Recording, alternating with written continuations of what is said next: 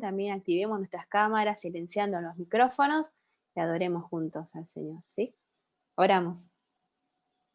Dios Padre, te damos las gracias por esta tarde, que podemos estar juntos para adorarte. Gracias porque sos vos, Señor, quien nos llama a este lugar, Señor, de adoración. Gracias porque es por tu misericordia y gracia. Y sabemos, Señor, que vos vas a cumplir, Señor, tus promesas, Señor, con tu pueblo. Por eso descansamos en esa esperanza. Y en esta tarde, Señor, recordando tus promesas, tu palabra, queremos adorarte.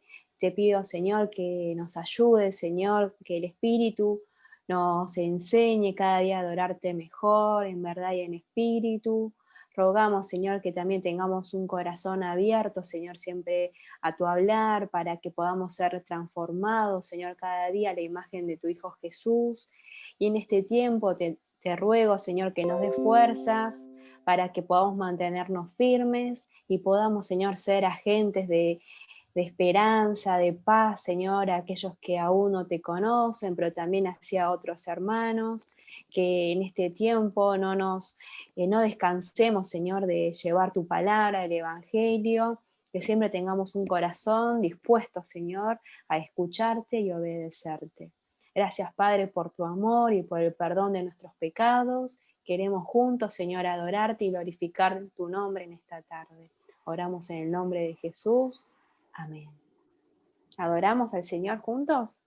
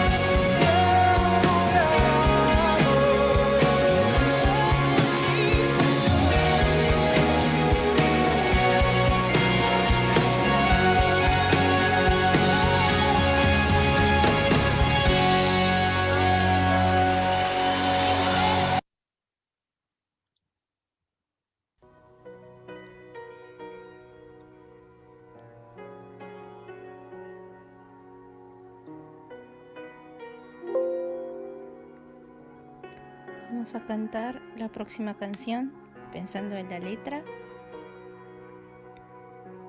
Poder confesarla al Señor con todo el corazón. Anhelo conocerte más, vivir en santidad, en la intimidad.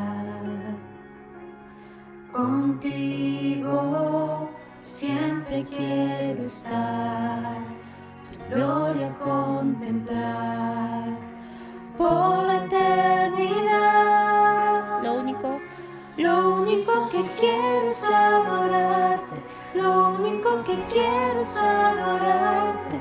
Vengo a tus pies para entregar mi corazón. Lo único que quiero es agradarte, lo único que quiero es agradarte. Por siempre cantaré de tu amor. Anhelo conocerte más, vivir en santidad, en intimidad.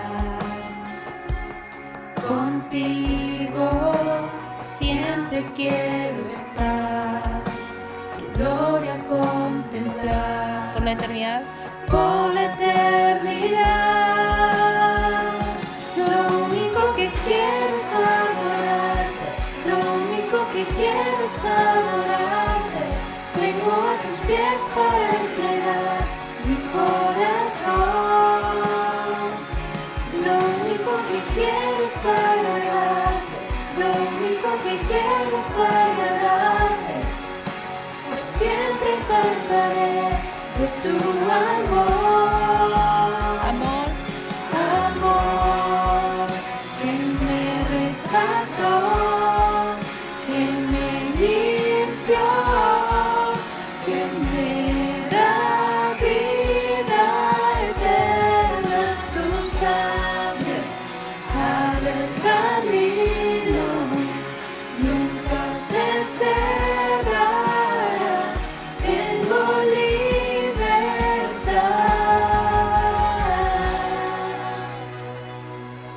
Lo único que quiero. Lo único que quiero es adorarte, lo único que quiero es adorarte. Vengo a tus pies para entregar mi corazón. Lo único que quiero es agradarte, lo único que quiero es agradarte. Por siempre cantaré de tu amor. Una vez más. Lo único que quiero es adorarte, lo único que quiero es adorarte. Vengo a tus pies para entregar mi corazón.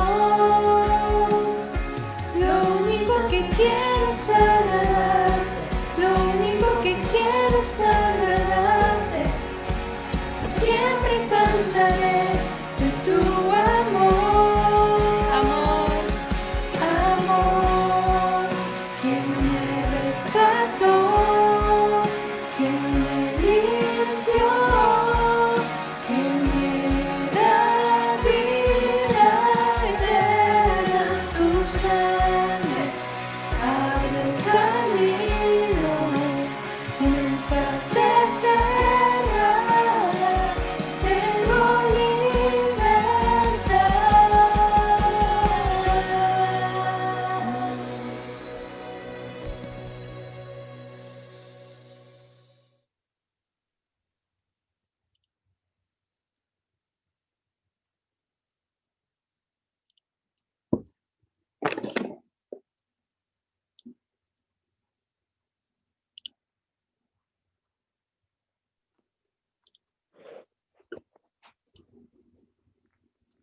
¿Se escucha mi voz?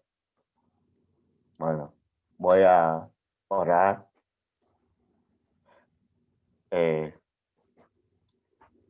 Padre, te doy gracias por darnos este día. Te doy gracias porque nos reúnes a tu casa, nos reúnes una vez más para adorarte, glorificarte, cantarte, eh, a pesar de que estamos alejados de la iglesia, una vez más nos conectas en tu palabra y en tu presencia y en tener ese amor tuyo. Gracias, Señor. También te quiero pedirte que nos ayudes a pesar de que nos alejamos, a pesar de que estamos un poco distanciados, pero quiero que nos ayudes a mantenerte a tu lado y a poder seguir estando en pie y en firmeza en la fe y en poder seguirte cada día. También te pedimos que nos ayudes en las metas que nos proponemos, en el trabajo, estudio o otras cosas objetivos que nos proponemos en este año, el año que viene, que nos ayudes para estar seguros y a que nos salga bien las cosas. Y también te pido que una vez más que estés a tu lado y que nos muestres tu amor durante toda nuestra vida. Y también quiero pedirte que nos protejas en todo momento y que nos ayudes. 예수님의 이름으로 기도합니다. 아멘.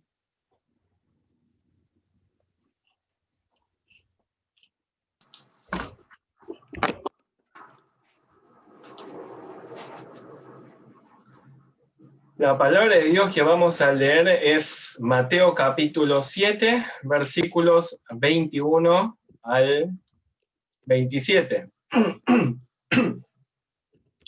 No todo el que me dice Señor, Señor entrará en el reino de los cielos, sino el que hace la voluntad de mi Padre que está en los cielos. Muchos me dirán en aquel día, Señor, Señor, ¿no profetizamos en tu nombre? Y en tu nombre echamos fuera demonios, y en tu nombre hicimos muchos milagros. Y entonces les declararé, nunca os conocí, apartaos de mí, hacedores de maldad. Cualquiera pues que me oye estas palabras y las hace, le compararé a un hombre prudente que edificó su casa sobre la roca. Descendió lluvia, vinieron ríos y soplaron vientos, y golpearon contra aquella casa, y no cayó porque estaba fundada sobre la roca. Pero cualquiera que me oye estas palabras y no las hace, le compararé a un hombre insensato que edificó su casa sobre la arena. Descendió lluvia y vinieron ríos. Soplaron vientos y dieron con ímpetu contra aquella casa y cayó, y fue grande su ruina. En la vida cristiana es muy importante no confundirnos con respecto a ciertos asuntos. Por ejemplo, entre los cristianos evangélicos, hay algunas personas que debaten la relación entre la ley o los mandamientos y el evangelio, y dice que los que están en el evangelio ya no tienen por qué obedecer los mandamientos, que los mandamientos no tienen relación con los creyentes. De esa manera están teniendo una idea distorsionada de lo que es la verdad. Por lo tanto, como cristianos debemos entender que es muy importante saber la relación correcta entre los mandamientos morales permanentes de Dios y el Evangelio. Los mandamientos de Dios son las obligaciones que tenemos delante de Dios. Y el Evangelio nos ofrece el perdón de nuestros pecados, ya que muchas veces nosotros quebrantamos los mandamientos.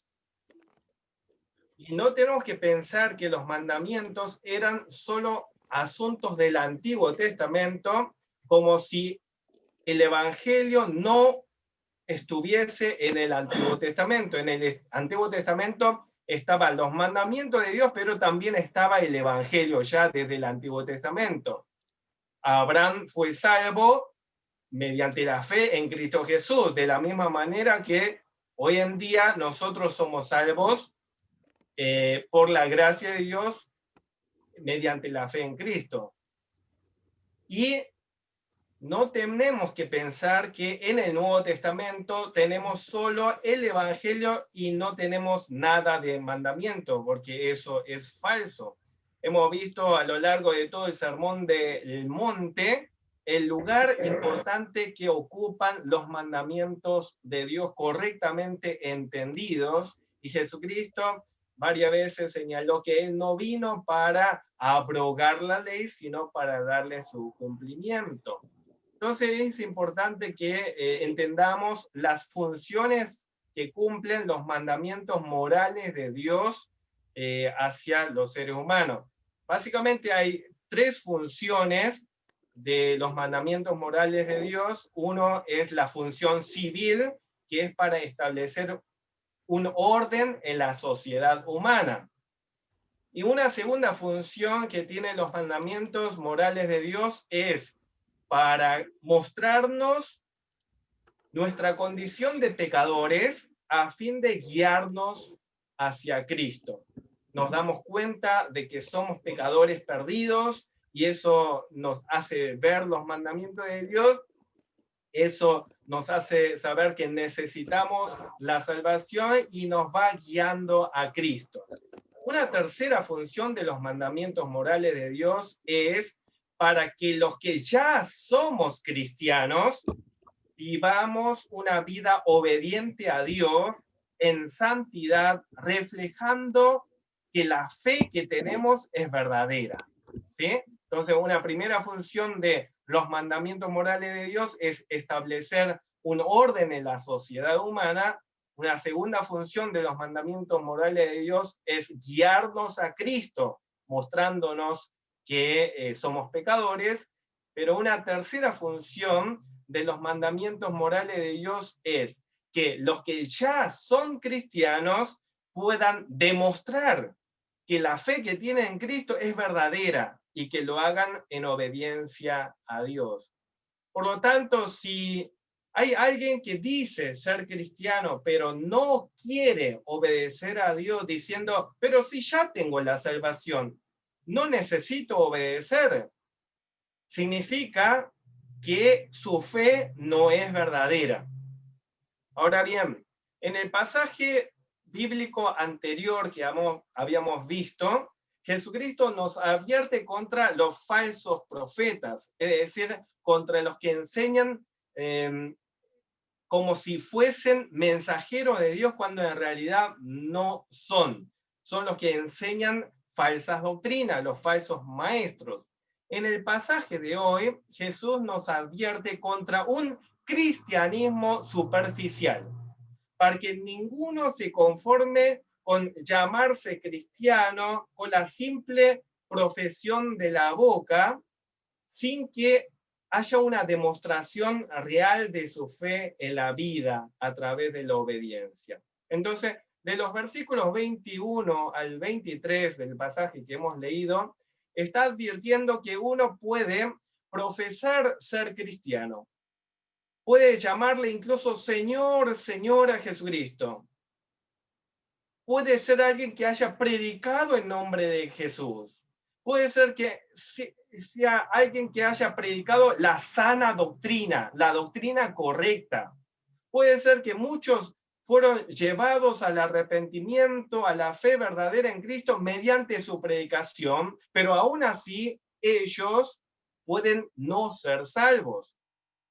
Pueden ser personas que fueron usados para hacer milagros, fueron usados para expulsar demonios, pero aún así ellos pueden no ser salvos.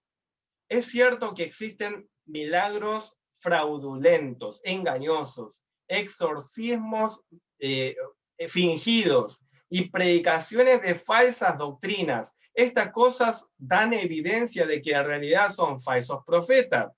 Sin embargo, en esta ocasión del pasaje bíblico, en cuestión, Jesús pone el enfoque en el hecho de que no son salvos estas personas, porque son llamados hacedores de maldad, o sea, desobedientes a los mandamientos de Dios.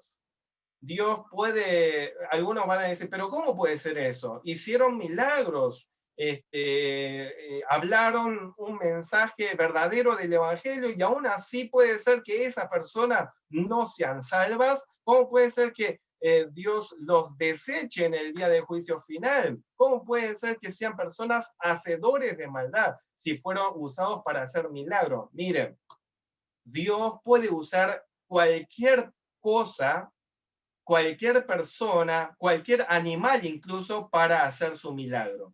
¿Se acuerdan del profeta Balaam, el codicioso? Él tenía una mula. Bueno, Dios hizo que esa mula pudiera hablar. Entonces, esto no quiere decir que la mula se va a salvar. Dios puede hacer que un gran pez sea usado para darle una lección a Jonás. Pero eso no quiere decir que ese gran pez se va a salvar. Dios hizo que, por ejemplo, el rey Saúl profetizara, pero no fue salvo. Dios, en su soberanía, no se limita a usar solamente a los creyentes verdaderos para hacer sus propósitos, para realizar su propósito. De hecho, en toda la historia de la humanidad, Dios usa a todos para llevar a cabo sus planes. No debería, por lo tanto, sorprendernos que Dios pueda valerse de los que no son salvos para hacer algo en nombre de Jesucristo. Por eso, con mayor temor, todos debemos examinarnos a nosotros mismos para ver si somos cristianos creyentes genuinos. Cuando Jesús envió a los 70 discípulos a echar demonios, a hacer milagros, a anunciar el evangelio del reino de Dios, también estaban implícitos entre los 70 los 12 discípulos, incluyendo Judas Iscariote. Cuando los discípulos regresaron y le informaron asombrados y entusiasmados por todos los milagros que habían realizado y cómo los demonios se sujetaban en nombre de Jesús, Jesús les advirtió diciendo que el motivo de la alegría no debería ser lo que pudieron hacer con los demonios, sino que sus nombres estén escritos en los cielos. En Lucas 10:20. O sea, Jesús no está dando por sentado que todos ellos ya están escritos sus nombres en el cielo, sino que está diciendo que el motivo de alegría debería ser por el hecho de la salvación, más que por ciertos actos sobrenaturales que Dios haya realizado a través de ellos.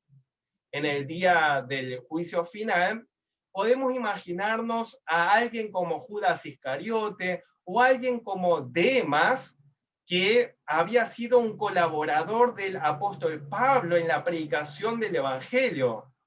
Sin embargo, estos dos ejemplos de Judas Iscariote y Demas son personas que, aunque anunciaron el Evangelio de Jesucristo, sin embargo, son rechazados. Y Jesucristo los rechazará diciendo, no los conozco, hacedores de maldad. de Demas, se dice en la Escritura que se apartó de los caminos del Evangelio porque amaba más el mundo. Y todo lo que hizo antes, entonces no sirvió nada para su salvación. No debemos poner nuestra confianza en todas las cosas que hicimos en nombre de Jesucristo, porque eso es querer justificarse por las obras. De hecho, esta pretensión de querer justificarse o salvarse por las obras fue el argumento que usaron aquellos que dijeron, Señor, Señor, no hicimos esto y aquello en tu nombre, pero el veredicto del Señor es, no os conozco, apartaos de mí, hacedores de maldad.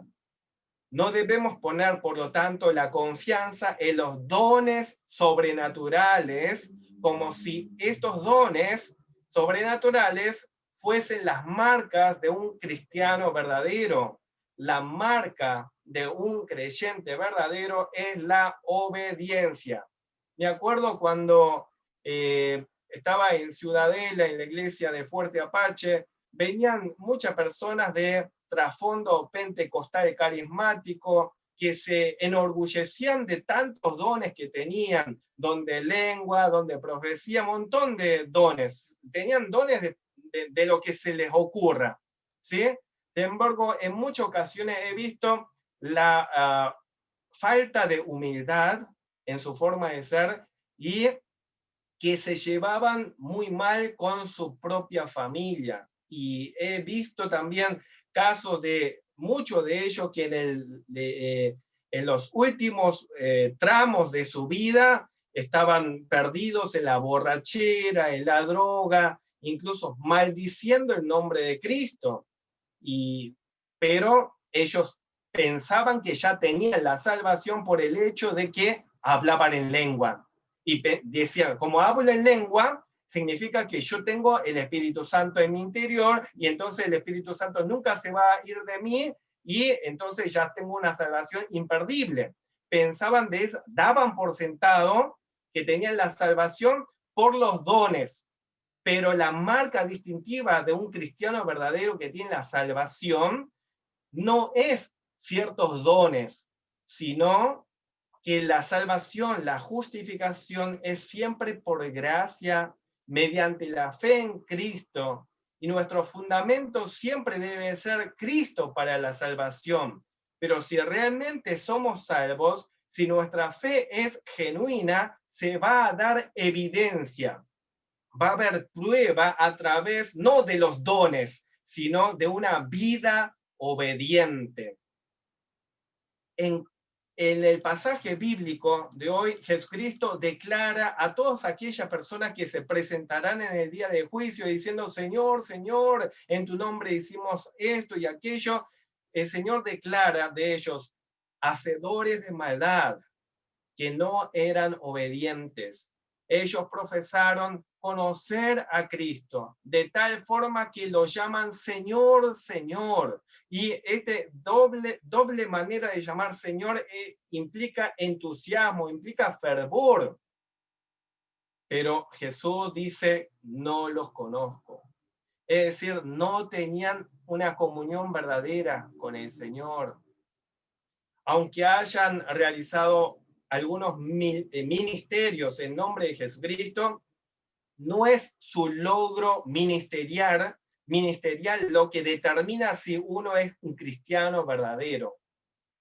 Es en su vida cotidiana, de todos los días, en todos los ámbitos, aún fuera de la iglesia, aún fuera del contexto religioso, en el que se debe ver el fruto de una verdadera conversión, en la forma en cómo nos relacionamos con el prójimo, en la forma en cómo somos en nuestra intimidad, en los secretos, en nuestros pensamientos, en la forma en cómo respondemos ante las dificultades y las tentaciones, que se refleja la autenticidad de la fe.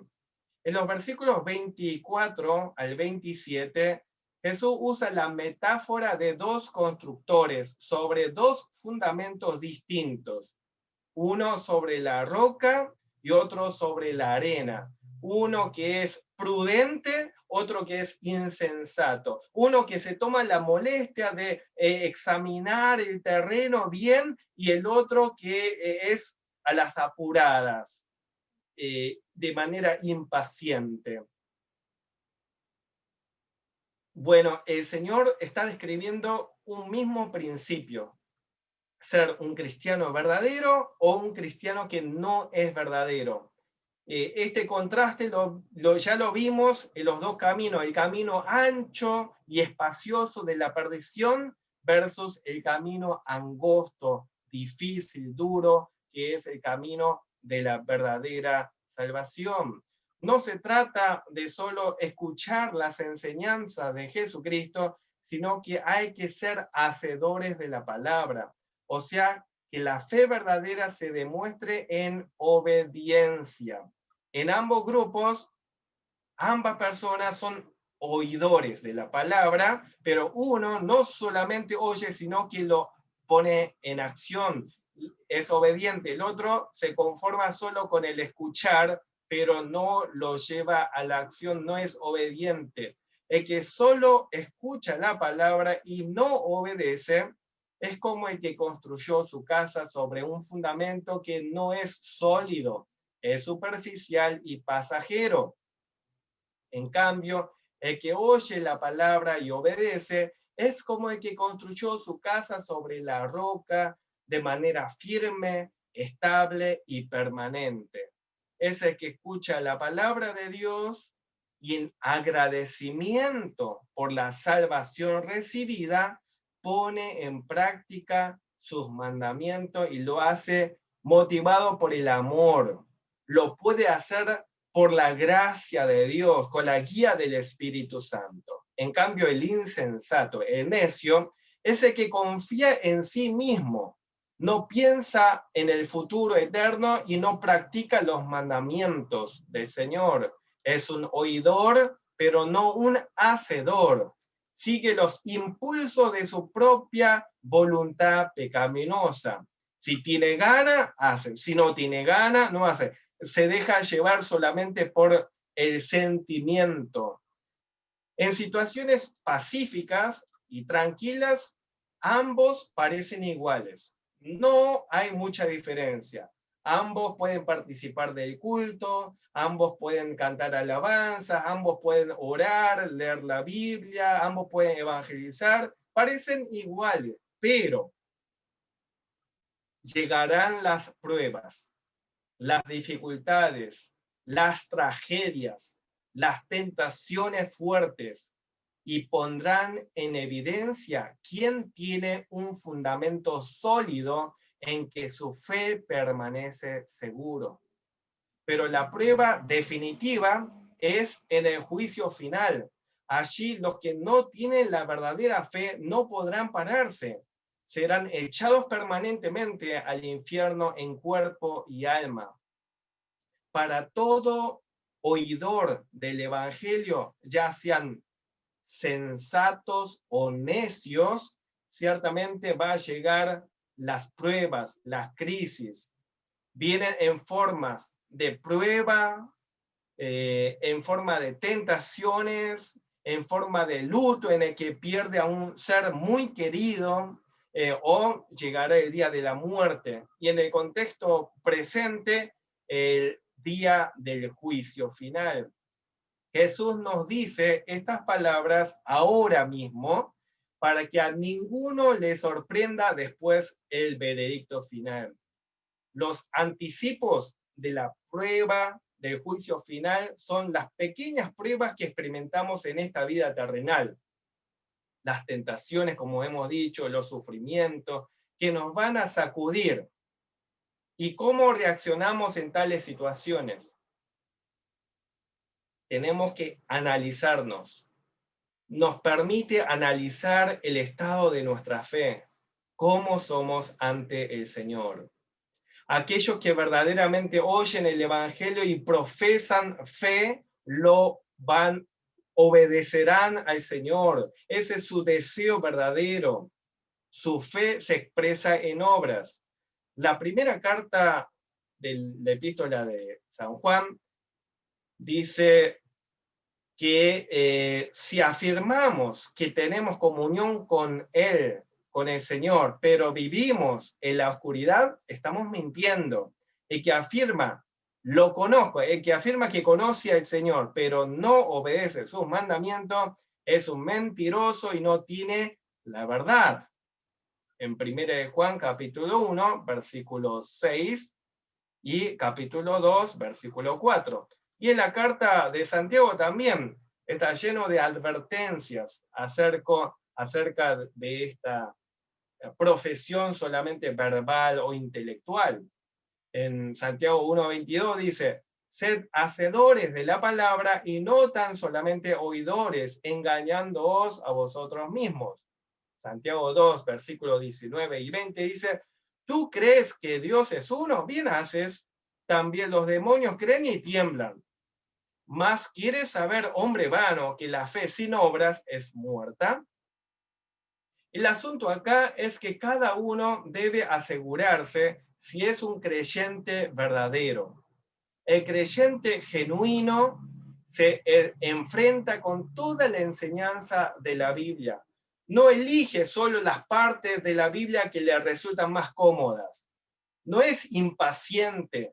Se toma tiempo para leer de manera integral, total, la palabra de Dios. Por lo tanto, aquí es importante la lectura diaria de la palabra de Dios para que por lo menos en el año completemos toda la lectura de la Biblia y así durante toda nuestra vida. No tener una lectura superficial de la Biblia y decir, no, esta historia ya lo conozco, sino disciplinarse para alimentarnos de la palabra.